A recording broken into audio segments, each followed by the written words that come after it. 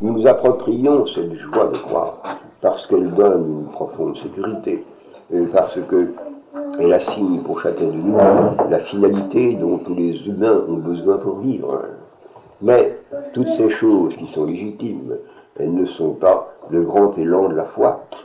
elles ne sont pas la joie de croire parce que Dieu est Dieu, parce que c'est lui qui précisément se propose pour nous à croire.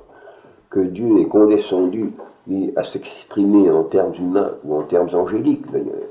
pour se manifester à l'homme et à l'ange, et pour mettre son propre mystère à notre disposition, c'est une miséricorde infinie. C'est l'origine de sa miséricorde vis-à-vis de chacun de nous, qui se soit abaissé à parler avec l'homme, à prendre un langage qui est au-dessous de lui pour précisément se communiquer. Est-ce que nous reconnaissons vraiment et cette miséricorde du bon Dieu? Mais si nous la reconnaissons pour nous, nous nous réjouissons de la foi à cause du secours qu'elle nous apporte.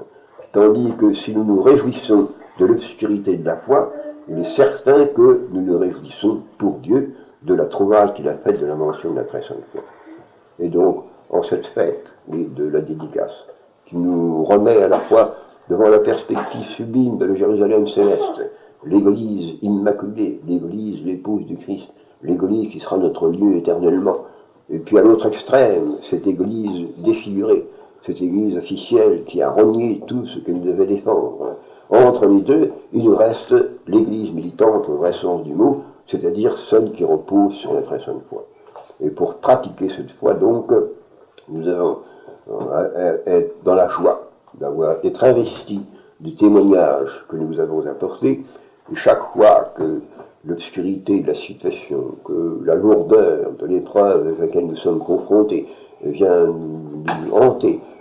tendrait de nous décourager, il faut redire à Jésus, l'auteur de la foi, à Marie, celle qui a cru,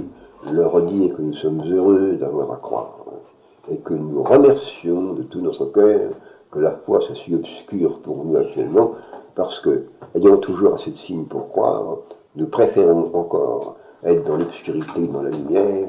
pour participer à l'épreuve que Jésus a partie dans son agonie. Eh bien, chers frères, que cette fête de la dédicace, vous pouvez nous remettre chacun devant la grandeur du mystère de l'Église dont nous sommes les membres,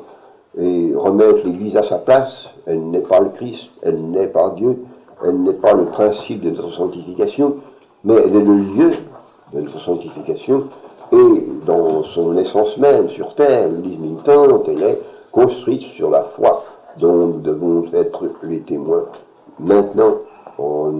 attendant d'en rendre grâce à Dieu éternellement.